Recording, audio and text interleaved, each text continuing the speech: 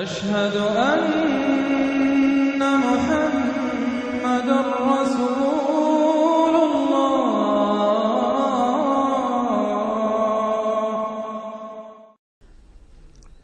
اعوذ باللہ من الشیطان الرجیم، بسم اللہ الرحمن الرحیم۔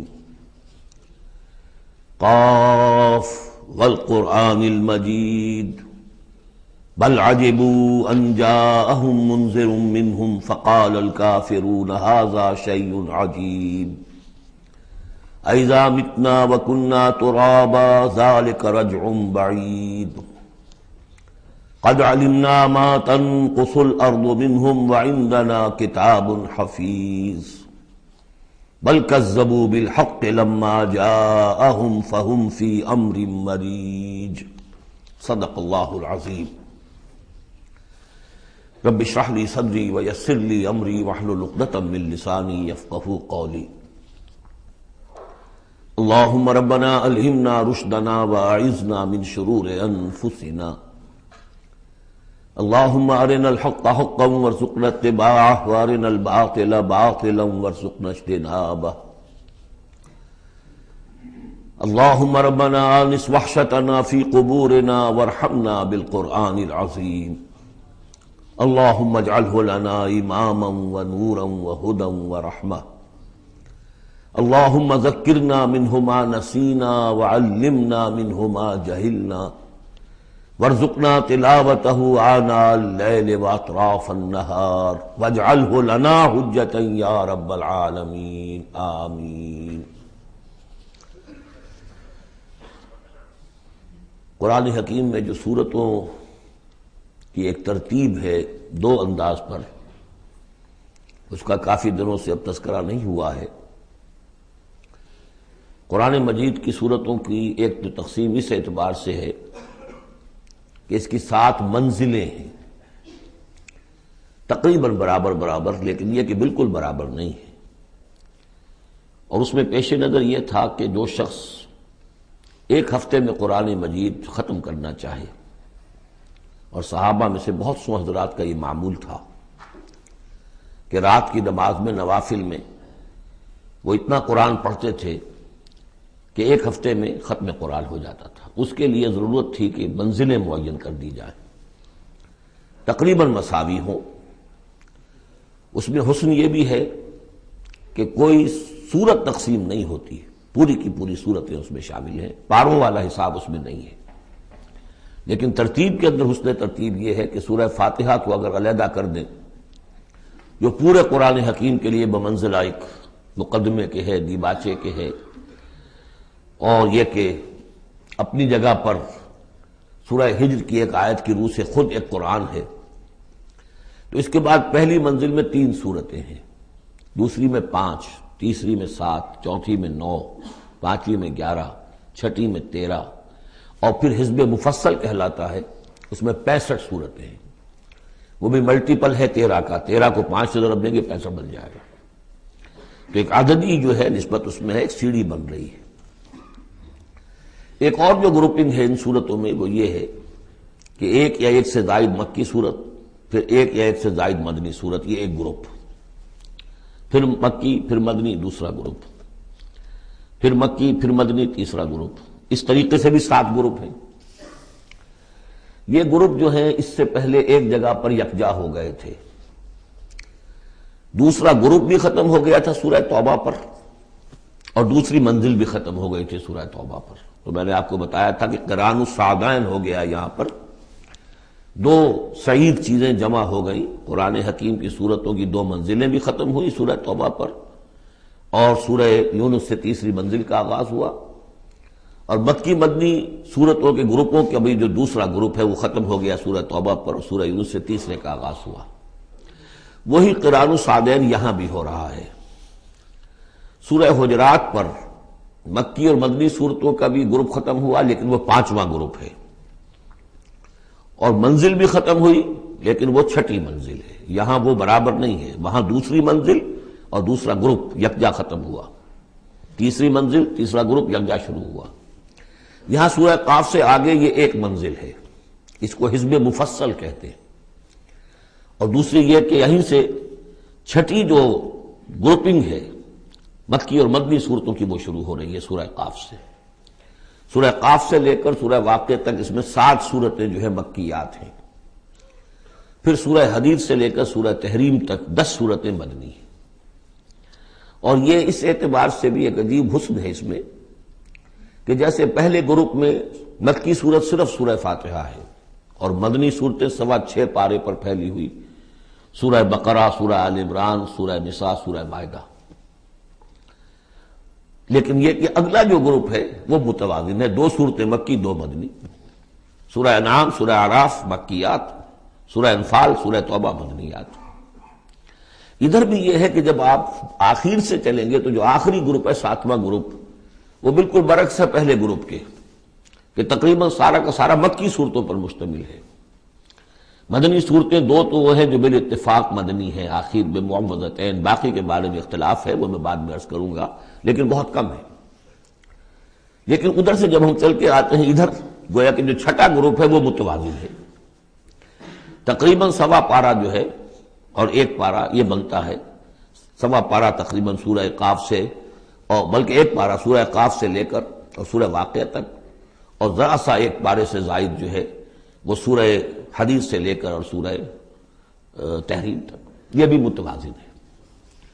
پھر خاص طور پر اس میں جو یہ مکی صورتیں ہیں سورہ قاف سے سورہ واقعہ، سورہ قاف، سورہ زاریات، سورۃ الطور، سورۃ النجم، سورۃ القمر، سورۃ الرحمن، سورۃ الواقعہ، یہ ایک اعتبار سے قرآن حکیم کا حسین ترین حصہ ہے. یعنی عربی ادب کے اعتبار سے، صوتی آہنگ کے اعتبار سے، ڈیوائن میوزک جسے میں کہتا ہوں، قرآن کا ڈیوائن میوزک، چھوٹی چھوٹی آیتیں، ردم ہے اور فلو ہے تیز. الفاظ کے اندر بھی ایسا معلوم ہوتا ہے جیسے نگینے جڑ دیے گئے ہوں. چنانچہ انہی میں سے ایک صورت وہ ہے سورۃ الرحمن، جس کے بارے میں حضور نے فرمایا سورۃ الرحمن عروس القرآن، یہ قرآن مجید کی دلہن ہے. تو یہ صورتیں جو ہے اس اعتبار سے یہ قرآن مجید میں ادبیت کے اعتبار سے، فصاحت و بلاغت کے اعتبار سے یہ چوٹی پر ہے. ان میں سورہ قاف تو بڑی جامع ہے اور بہت منفرد صورت ہے اپنے مزاج کی، جیسا کہ میں عرض کرتا رہا ہوں آپ سے، بعض صورتیں منفرد ہیں. باقی 6 جو ہیں وہ 3 جوڑوں کی شکل میں وہ نمایاں ہوتا چلا جائے گا، کہ جیسے سورہ زاریات اور سورۃ الطور ایک جوڑا ہے، پھر سورۃ النجم اور سورۃ القمر، ستارہ اور چاند، ان کا جو آپس میں ربط ہوتا ہے اس وقت کو معلوم ہے، یہ ایک صورت، یہ ایک جوڑا ہے. پھر سورۃ الرحمن، سورۃ الواقعہ، یہ ایک جوڑا ہے. آج ہماری کوشش یہ ہوگی کہ یہ 7 کی 7 صورتیں جو ہیں ان کا ہم ترجمہ کر لیں. اب بسم اللہ کیجئے. یہ آپ کو معلوم ہے کہ یہ جو اب جو 2 گروپس آ رہے ہیں مکی صورتوں کے، بار بار کہہ چکا ہوں کہ ان کا زمانہ نزول ابتدائی 4 سال، یہاں سے جو لے کر آخر تک جو صورتیں ہیں یہ ابتدائی جو 4 سال ہیں حضور کے قیام مکہ کے اس میں نازل ہوئی. اور نمبر 2 یہ کہ ان صورتوں کے اندر انذار، آخرت کا انذار، یہ اس کا مرکزی مضمون ہے. اس لیے کہ حضور صلی اللہ علیہ وسلم کو جو پہلا حکم دیا گیا تبلیغ کے ضمن میں وہ انذار کا تھا. تبلیغ کے ضمن میں آپ کی نبوت کا ظہور میں بتا چکا ہوں آپ کو کہ وہ تو ہو گیا تھا، سورۃ العلق کی آیات سے 5 آیات نازل ہوئی، نبوت محمدی کا ظہور ہو گیا، لیکن اس میں تبلیغ کا حکم نہیں ہے. اقرأ بسم ربک الذی خلق، خلق الانسان من علق، اقرأ وربک الاکرم الذی علم بالقلم، علم الانسان ما لم یعلم. لیکن یہ کہ جب سورۃ المدثر کی آیات نازل ہوئی شروع کی 7، اور ان میں سب سے پہلی کیا ہے، یا ایھا المدثر قم فانذر، اے لحاف میں لپٹ کر لیٹنے والے صلی اللہ علیہ وسلم اب کھڑے ہو جاؤ، کمر کس لو اور خبردار کرو.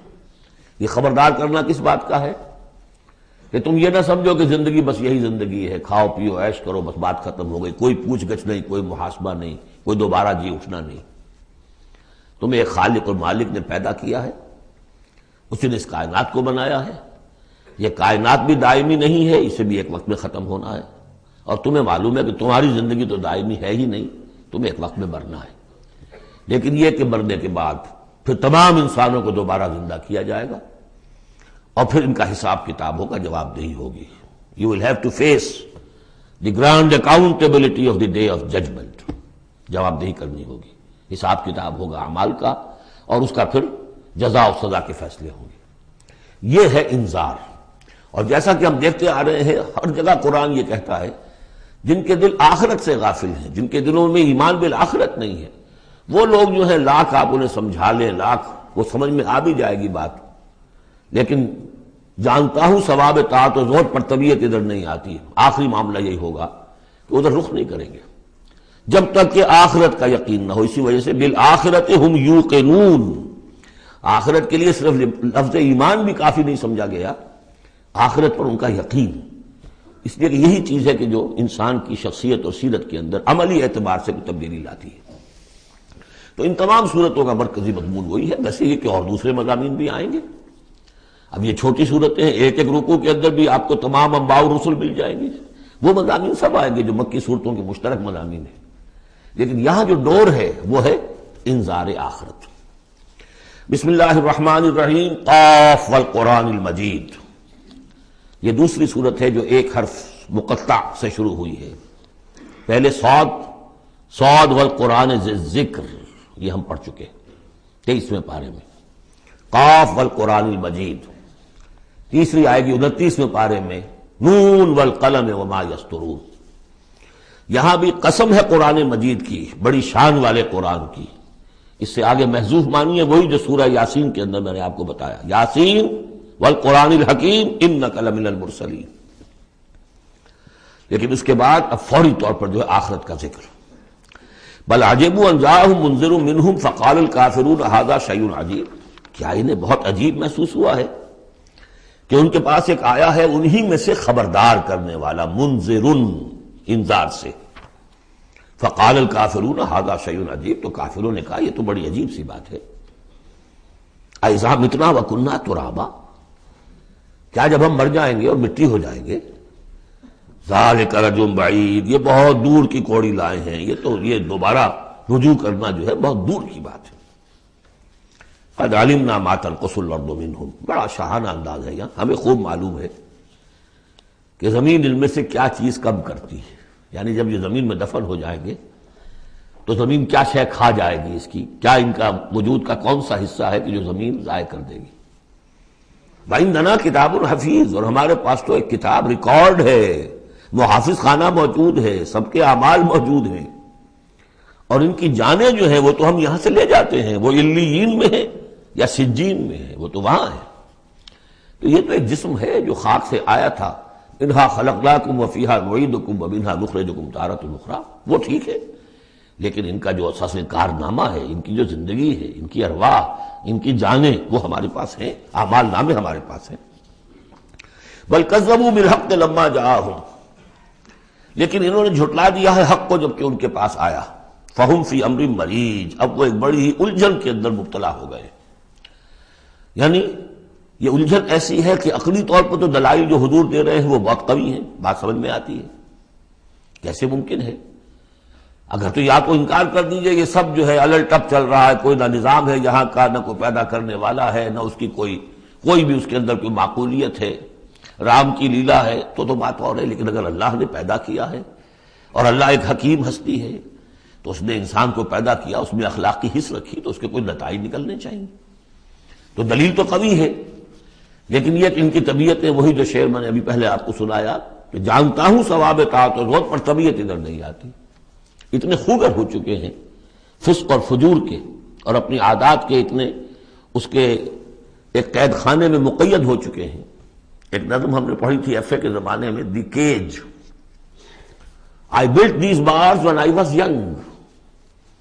انسان جب جوان ہوتا ہے، اس کے قوا مضبوط ہوتے ہیں، اس وقت وہ کچھ عادتیں اپنی ایسی پختہ کر لیتا ہے کہ بڑھاپے میں جا کر وہ اپنی ان عادتوں کے پنجرے میں بند ہو جاتا ہے۔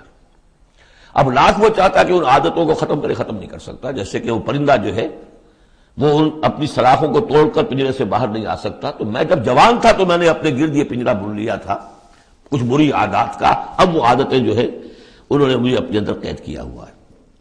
تو یہ لوگ ان میں قید ہو چکے ہیں۔ افلم ينظروا الى السماء فوقهم، تو کیا انہوں نے دیکھا نہیں آسمان کی طرف جو ان کے اوپر ہے، کیف بنیناها، ہم نے اسے کیسے بنایا ہے، وزیناها، کتنا اسے مزین کر دیا ہے، وما لها من فروج، اور اس میں کوئی رکھنے نہیں ہے۔ اس آیت کا مطلب تو آج آپ کو ایسٹرونومی والے بتائیں گے کتنا محکم نظام ہے، کسی رکھنے کا کیا سوال۔ وَالْأَرْضَ مَدَدْنَاهَا، اور زمین اس کو ہم نے پھیلا دیا، وَأَلْقَيْنَا فِيهَا رَوَاسِيَ، اور ہم نے اس میں لنگر ڈال دیے۔ اب یہ جیولوجی والے بتائیں گے، علم طبقات الارض، کہ پہاڑوں کا کیا اثر ہے، کیا سٹیبلائزنگ ایفیکٹ ہے زمین کی روٹیشن میں۔ وَمَا لَهَا مِن فُرُوجٍ وَالْأَرْضَ مَدَدْنَاهَا وَأَلْقَيْنَا فِيهَا رَوَاسِيَ وَأَنبَتْنَا فِيهَا مِن كُلِّ زَوْجٍ بَهِيجٍ، ہم نے اس میں ہر طرح کی بڑی ہی رونق والی چیزیں جو ہیں جوڑے جوڑوں کی شکل میں پیدا کر دی۔ تبصرۃ وذکریٰ، یہ ہے لوگوں کو سجھانے کے لیے، دکھانے کے لیے، دیکھو، کھول آنکھ، زمین دیکھ، فلک دیکھ، فضا دیکھ، مشرق سے ابھرتے ہوئے سورج کو ذرا دیکھ، ان آیات کو دیکھو۔ افلا ينظرون الى الابل كيف خلقت والى السماء كيف رفعت والى الجبال كيف نصبت والى الارض كيف سطحت۔ تبصرۃ، یہ ہم صرف سجھانا چاہتے ہیں، دکھانا چاہتے ہیں، وہ ذکرہ، اور یہ یاد دہانی بھی ہے۔ نشانی کو دیکھ کر کوئی یاد آ جاتا ہے جس کی وہ نشانی ہوتی ہے، ان نشانیوں کو دیکھ کر تمہیں اللہ یاد آنا چاہیے، خالق ان کا بنانے والا، ان کا مصور۔ هو اللہ الخالق البارئ المصور لہ الاسماء الحسنی۔ تو یہ در حقیقت اس کی یاد دلانے کے لیے یہ نشانیاں ہیں۔ لکل عبد منیب، لیکن یہ اسی بندے کے لیے ہے جو منیب ہو، خود کچھ رجوع رکھے ہوئے ہو، وہی جو تمہیں کہتا رہا ہوں کہ فطرت مس نہ ہوئی ہو، روح مری نہ ہو، تب تو یہ تمام چیزیں جو ہیں مفید ہوں گی، آنکھیں بھی کھل جائیں گی اور تذکرہ یاد بھی آ جائے گا۔ اگر فطرت مر چکی ہو، مسخ ہو چکی ہو، پھر ظاہر بات ہے کہ کسی سے کوئی فائدہ نہیں ہوگا۔ وَنَزَّلْنَا مِنَ السَّمَاءِ مَاءً مُبَارَكًا، اور ہم نے آسمان سے اتارا مبارک پانی۔ مبارک کی وضاحت میں کر چکا ہوں۔ برکت اسے کہتے ہیں کسی شے کے اندر جو پوٹینشیل خیر ہے اسے نکال کر باہر لے آئے۔ تو یہ پانی بارش کی، باران رحمت جو ہے، یہ ماء مبارک کا ہے، زمین کی روئیدگی کو نکال کر باہر لاتا ہے۔ فَأَنبَتْنَا بِهِ جَنَّاتٍ وَحَبَّ الْحَصِيدِ، تو ہم نے اگا دیا اسی کے ذریعے سے باغات بھی اور کھیتیاں بھی جو کٹ جاتی ہیں۔ اب دیکھیں بہت خوبصورت ہے یہاں پہ جو ترتیب، جنات اسے کہتے ہیں باغات، درخت لگا رہتا ہے، پھل اتار لیتے ہیں صرف، اور کھیتی وہ ہوتی ہے گندم کی کھیتی، وہ پوری فصل کٹ جاتی ہے، وہاں کوئی اب درخت باقی نہیں رہتا۔ یہ نہیں ہے کہ صرف سٹے توڑ لیجئے باقی کھڑی رہنے دیجئے، نہیں۔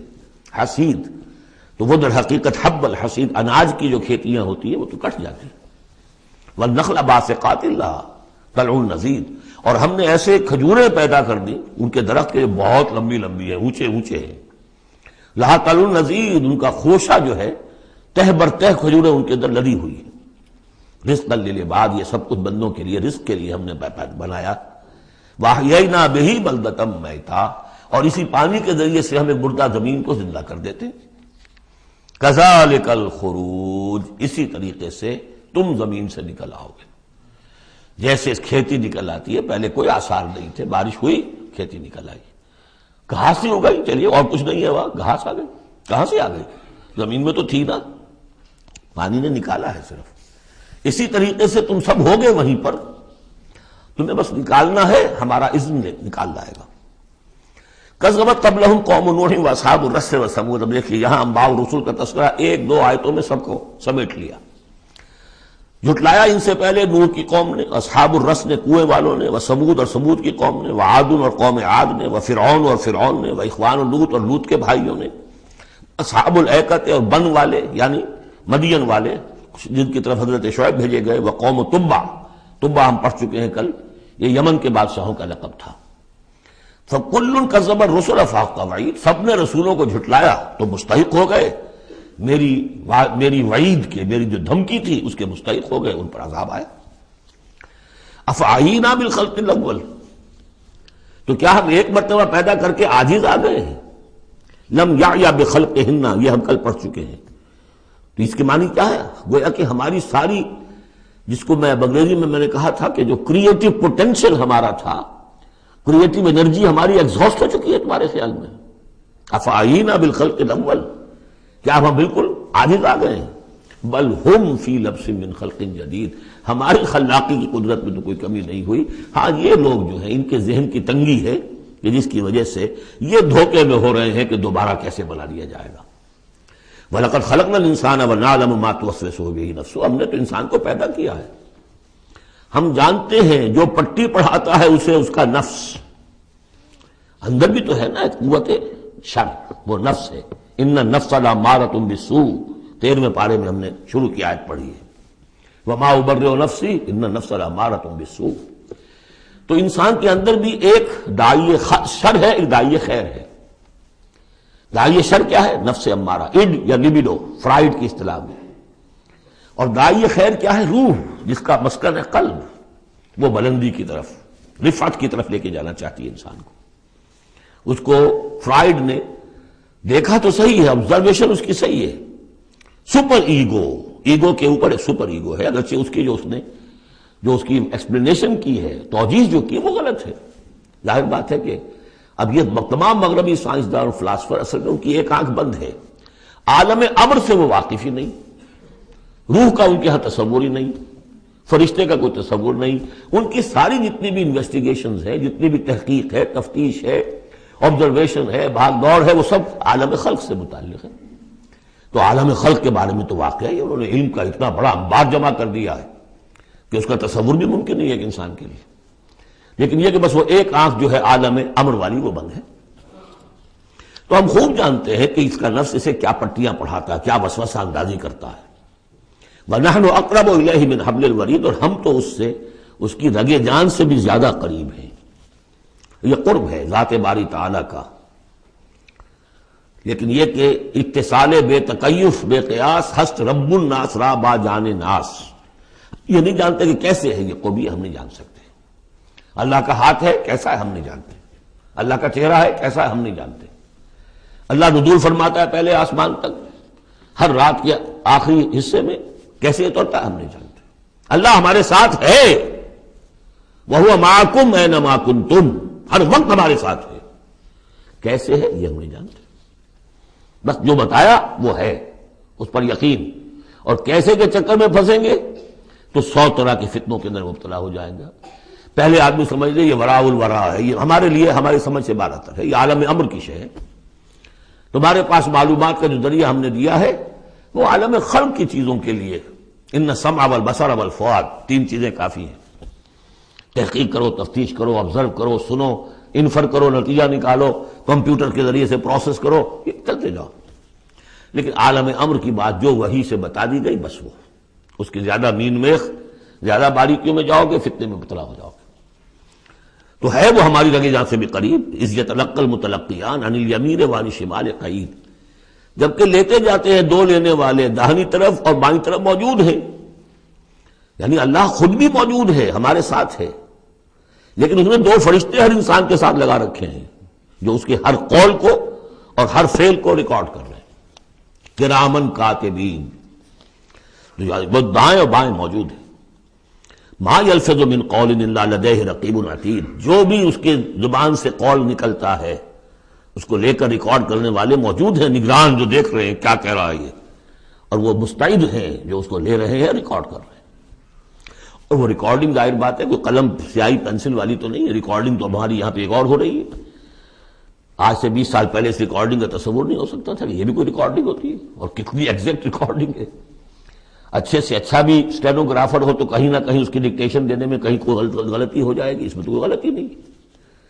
اس سے بھی اعلیٰ کیا ریکارڈنگ ہو رہی ہے جو فرشتے کر رہے ہیں، جو ہمارے تصور سے باہر ہے۔ وجاءت سکرۃ الموت بالحق، اور بالآخر وہ موت کی بے ہوشی کا وقت آن پہنچتا ہے حق کے ساتھ، قطعی ہے وہ تو آنی ہے، اس لیے کہ اللہ کے منکر تو پیدا ہوئے ہیں، موت کا منکر تو آج تک کوئی پیدا نہیں ہوا، موت کا تو سب کو اقرار ہے۔ بالحق ذالک ما کنت منہ تحید، یہی ہے نا وہ جس سے تم بھاگا کرتے تھے۔ بڑی نفسیاتی بات ہے، انسان اپنے موت کے تصور کو اپنے ذہن سے دور رکھتا ہے، یہاں تک کہ تھوڑا سا ارتعاش ہوتا ہے جب کسی عزیز کو کندھوں پر اٹھا کر لے جا کر اور قبرستان میں دفن کر کے آتے ہیں، تھوڑی دیر کے لیے تو اعصاب ہلے رہتے ہیں کہ منزل تو یہ ہے، جانا تو یہاں ہے، آج ہم اسے چھوڑائیں کل ہم نہیں جانا ہے، اس کے بعد پھر وہی اپنا روٹین، وہی اپنے مسائل، وہی اپنے معاملات، وہی اپنی دلچسپیاں، پھر آدمی بھول جاتا ہے۔ ذالک ما کنت منہ تحید، اسی کو تم چاہتے تھے، اس سے ذرا دور رہو، اسے اپنے ذہن سے ٹالے رکھو۔ ونفخ فی الصور، پہلے وہ قیامت صغریٰ کا ذکر تھا جو ہر انسان کی ہے، سکرات الموت، نزع کا عالم، اور اب ہے وہ پوری دنیا کی جو قیامت، پوری دنیا کی جو موت آنی ہے، وہ نفخ فی الصور، سور میں پھونکا گیا یا جائے گا، ذالک یوم الوعید، یہ ہے وعدے کا دن، وجاءت کل نفس معہا سائق و شہید، اور ہر جان آئے گی، اس کے ساتھ ایک ہوگا دھکیلنے والا اور ایک ہوگا گواہ۔ دو فرشتے جو جہاں دنیا میں مامور تھے ریکارڈ تیار کرنے پر، اب ایک اس کو لے کر آئے گا جو کہ دھکیل رہا ہوگا، چلو ادھر کو، اور ایک کے پاس وہ سارا اس کا ریکارڈ ہوگا، شہید وہ ہوگا، اس کے پاس اعمال نامہ ہے۔ لقد كنت في غفلة من هذا، اللہ تعالیٰ فرمائے گا اے انسان تو آج کے اس دن سے غفلت میں رہا نا، لقد كنت في غفلة من هذا فكشفنا عنك غطاءك فبصرك اليوم حديد، تو آج ہم نے تمہاری آنکھ سے پردے ہٹا دیے، اٹھا دیے، آج تمہاری نگاہ کتنی تیز ہو گئی ہے، ہر شے نظر آ رہی ہے۔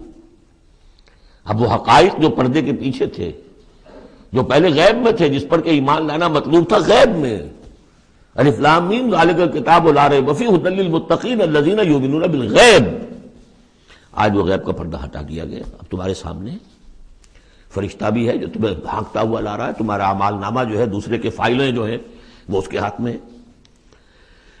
وقال قرینہ ھذا ما لدی عتید، اور کہے گا اس کا ساتھی، میری رائے ان حضرات کے ساتھ ہے کہ جن کے نزدیک یہ وہ شیطان ہے جو ہر انسان کے ساتھ دنیا میں ایک شیطان بھی لگا ہوا ہے، جیسے داخلی قوت شر ہے نفس، شیطان ساتھ باہر موجود ہے جو نفس میں پھونکے مارتا رہتا ہے، نفس میں اشتعال پیدا کرتا ہے، نفسانی خواہشات کو بھڑکاتا رہتا ہے۔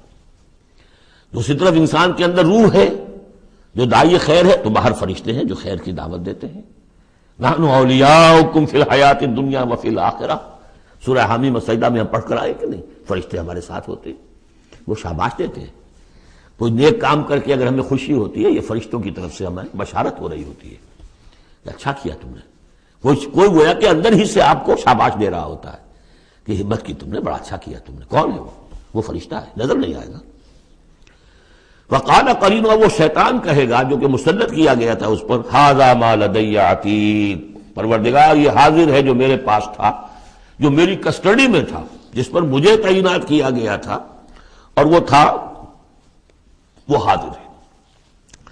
اللہ فرمائے گا القیا فی جہنم کل کفار عنید، جھونک دو جہنم میں سب جو بھی ناشکرے تھے اور جو بھی مخالف تھے۔ اب یہ حکم کور کرے گا اس انسان کو بھی اور شیطان کو بھی۔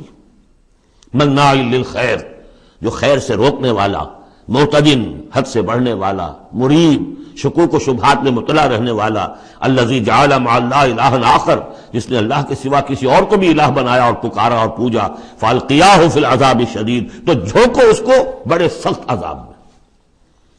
اب اس کے رونگٹے کھڑے ہوں گے، وہ جو شیطان وہ سمجھتا تھا میں تو سرکاری کارندہ ہوں یہاں پر، لیکن یہ کہ یہاں جب حکم ہوگا تو دونوں کو جھونکا جائے گا۔ قال قرینہ ربنا ما اطغیتہ ولکن کان فی ضلال بعید، وہ کہے گا شیطان اس کا ساتھی، پروردگار میں نے اس کو گمراہ نہیں کیا، یہ تو خود ہی جو ہے بڑی سخت گمراہی کے اندر تھا۔ تو گویا کہ وہ چاہے گا کہ میری جان بخشی کی جائے، جو میری کسٹڈی میں تھا وہ تو میں نے حاضر کر دیا لا کر۔ قال لا تختصموا لدی وقد قدمت الیکم بالوعید، اللہ فرمائے گا میرے سامنے اب جھگڑو مت، جبکہ میں پہلے وعید بھیج چکا ہوں، سارا انذار کا حق میں نے ادا کر دیا، جنات کے لیے بھی انسانوں کے لیے بھی۔ وہ ہم دیکھ آئے ہیں سورہ احقاف میں، جنات نے حضور کا کلام سنا اور ایمان لے آئے اور داعی حق بن کر اپنی قوم میں واپس چلے گئے۔ ما یبدل القول لدی، میرے حضور میں بات تبدیل نہیں کی جا سکتی، میرا قانون، میرا ضابطہ جو بھی تھا وہ پورا ہوگا۔ وما انا بظلام للعبید، میں اپنے بندوں پر ظلم کرنے والا نہیں ہوں۔ یوم نقول لجہنم هل امتلأت، جس دن کہ ہم پوچھیں گے جہنم سے بھائی بھر گئی تو، تیرا پیٹ بھر گیا؟ وتقول هل من مزید، وہ کہے گی نہیں اور ہے کچھ، مجھے تو ابھی میرے اندر بڑی کشادگی ہے، اور آئیں جنات اور انسان اور مجھے بھرے۔ وَأُزْلِفَتِ الْجَنَّةُ لِلْمُتَّقِينَ غَيْرَ بَعِيدٍ، اور جنت قریب لے آئی جائے گی اہل تقویٰ کے، جو ان سے دور نہیں ہوگی۔ هَذَا مَا تُوعَدُونَ، اب ان سے کہا جائے گا یہ ہے جس کا وعدہ آپ لوگوں سے کیا گیا تھا۔ لِكُلِّ أَوَّابٍ حَفِيظٍ، ہر اس شخص کے لیے جو اللہ کی طرف رجوع کرنے والا ہو اور حفاظت کرنے والا ہو. حفاظت کس کی؟ جو امانت ہم نے دی تھی. ان عرضنا الامانۃ علی السماوات والارض والجبال فابین ان یحملنها واشفقن منها وحملها الانسان. ہم نے اپنی روح پھونکی دی تم میں، تم نے اس کا حق ادا کیا، اس کو محفوظ رکھا، اسے سلیم رکھا. الا من اتى الله بقلب سلیم، وہ جو انہوں نے حفاظت کی. من خشی الرحمن بالغیب، جو ڈرتے رہے رحمان سے غیب میں ہونے کے باوجود، بن دیکھے. وجاء بقلب منیب، اور لے کر آئے ہیں وہ قلب سلیم، قلب منیب. اللہ کی جو امانت تھی اسے پوری سلامتی کے ساتھ، حفاظت کے ساتھ رکھ کر لوٹا رہے ہیں. ادخلوها بسلام، داخل ہو جاؤ اس جنت میں سلامتی کے ساتھ. ذالک یوم الخلود، اب یہ دن ہے ہمیشہ رہنے والا. اب تمہیں یہاں جنت سے نکلنے والا مرحلہ کوئی نہیں آئے گا.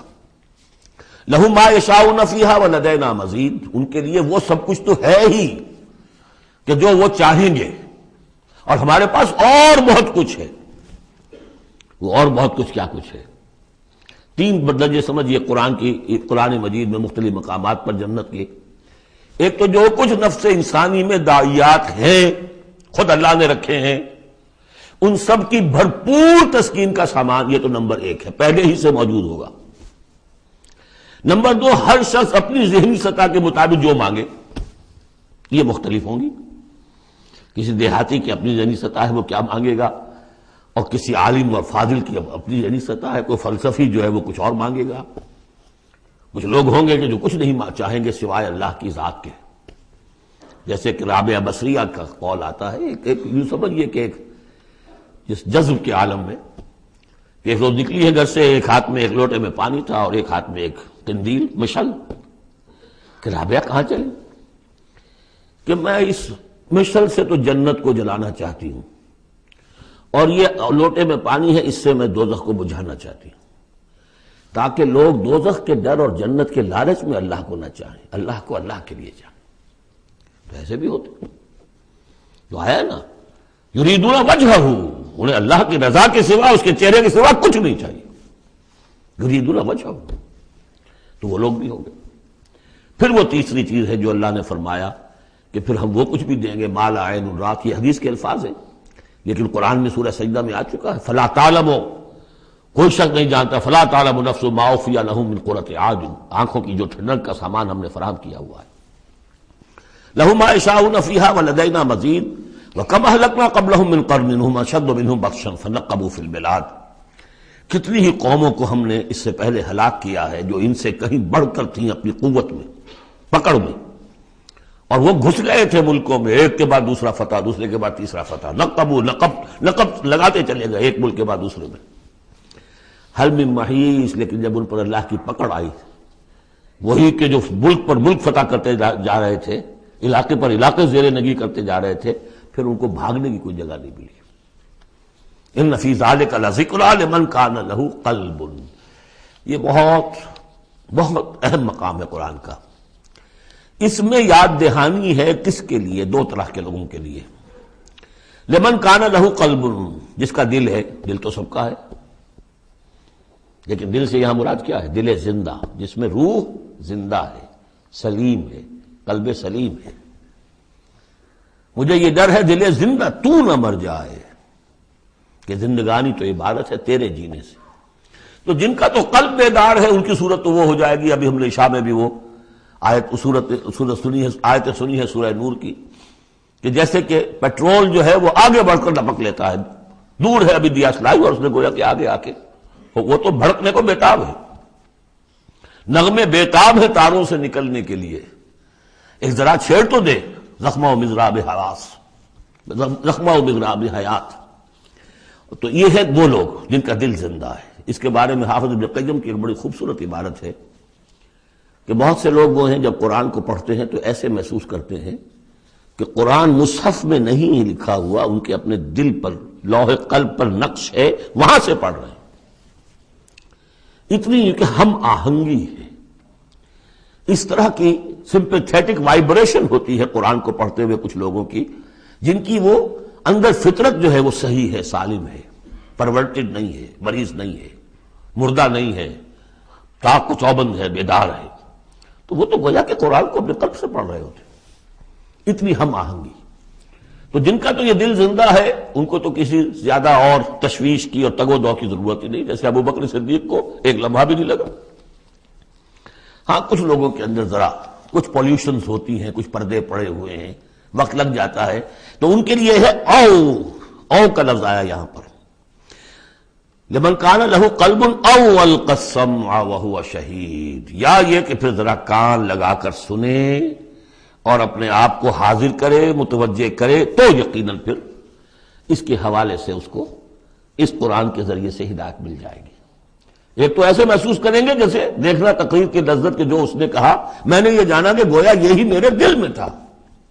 دوسروں کو ذرا محنت کرنی پڑے گی۔ اور ہمارا جو منتخب نصاب ہے مطالعہ قرآن حکیم کا، اس میں جو ایمان کی بحث میں دو مقامات اسی کی گویا کہ دو طریقے جو ہیں مختلف اسی کی نمائندگی کے لیے، ایک طریقہ وہ ہے ان فی خلق السماوات والارض واختلاف اللیل والنہار لآیات لأولی الالباب الذین یذکرون اللہ قیاما وقعودا وعلی جنوبہم ویتفکرون فی خلق السماوات والارض، آبزرویشن بھی ہے، غور و فکر بھی ہے، تدبر بھی ہے، اور یہ ذکر کے ساتھ تدبر، ذکر کے ساتھ فکر، یہ دونوں مل کر بات بنتی ہے۔ خالی ذکر سے بات نہیں بنے گی، خالی فکر سے بات نہیں بنے گی۔ اور بدقسمتی اس امت کی یہی ہو چکی ہے اب کہ یہ دو حلقے علیحدہ ہو گئے، مفکرین ہیں تو وہ ذکر کی لذت سے ناآشنا ہے، کتابیں لکھ رہے ہیں، بڑی بڑی تفسیریں، آج کل تو کیا کہہ رہا، کیسی کیسی تفسیریں آ رہی ہیں، ذکر سے ناآشنا۔ دوسری طرف ذاکرین ہیں وہ فکر سے ناآشنا، ان کو غور و فکر، سوچ بچار، دنیا کا مطالعہ اس سے تعلق نہیں، تو گویا کہ گاڑی کے پہیے جدا ہو گئے، گاڑی کیسے چلے اب؟ یہ دونوں ہیں، ان دونوں کے اندر فقر قرآن امتزاج ذکر و فکر، علامہ اقبال کہتا ہے جزب قرآن زیغمی روباہی است، فقر قرآن اصل شہنشاہی است۔ قرآن کے سوا اگر کوئی شعر بھی بن گیا تو کیا ہے، وہ لومڑی کی طرح ہوگا، کچھ نہیں ہوگا۔ اور فقر قرآن اصل شہنشاہی است، جس کو فقر قرآنی مل گیا، شہنشاہ تو وہ ہے۔ لیکن فقر قرآن کیا ہے؟ فقر قرآن ارتباط یا امتزاج ذکر و فکر، دو چیزیں جب ذکر و فکر مل جاتی ہیں۔ فکر را کامل نہ دیدم جز بذکر، فکر کبھی کامل نہیں ہوگا جب تک کہ ذکر ساتھ ہو۔ یہ ایک طریقہ تو یہ ہے جو سورہ آل عمران والے اس آخری حصے میں آیا۔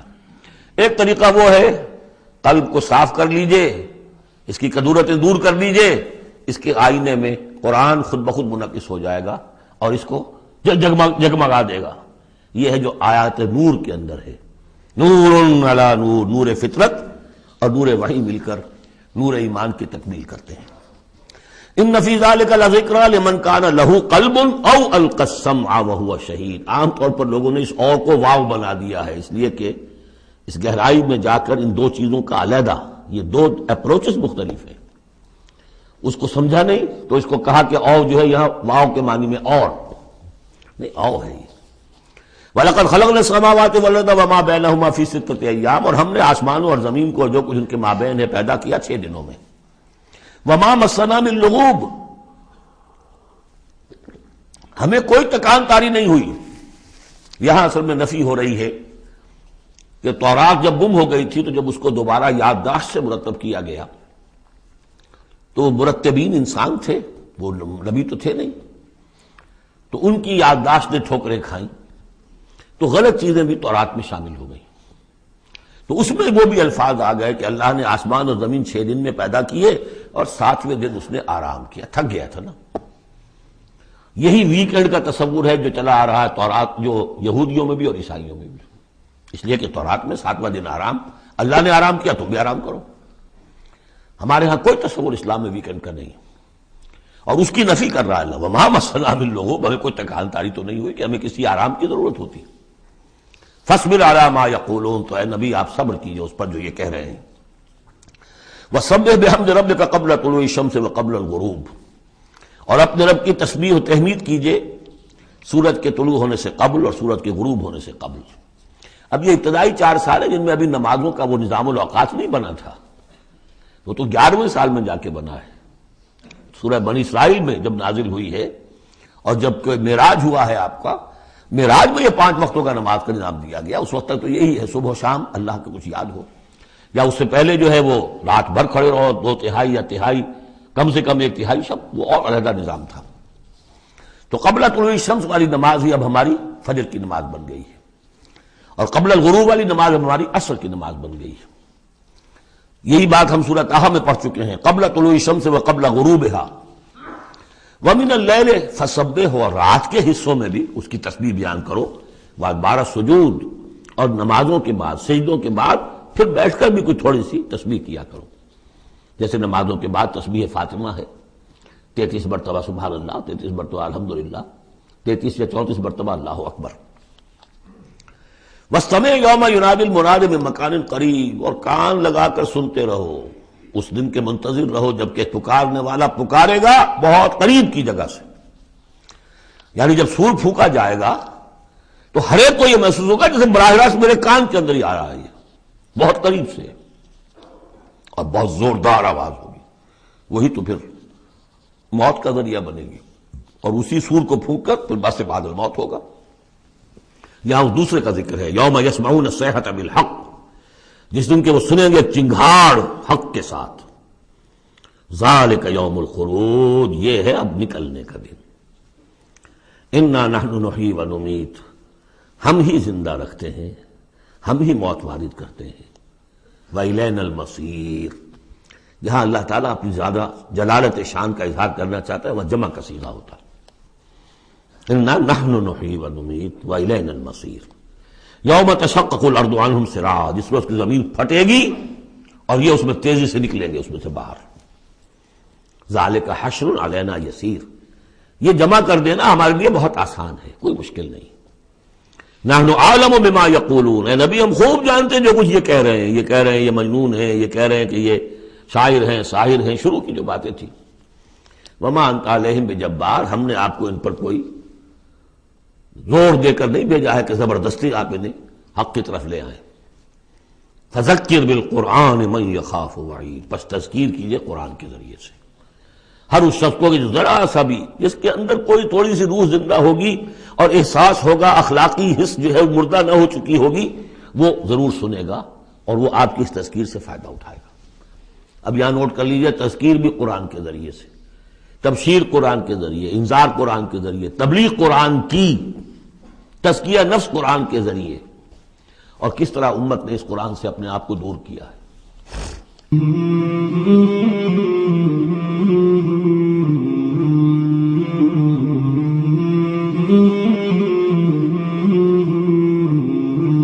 مولاي صل وسلم دائما أبدا على حبيبك خير الخلق كلهم، مولاي صل وسلم دائما أبدا على حبيبك خير الخلق كلهم، مولاي صل وسلم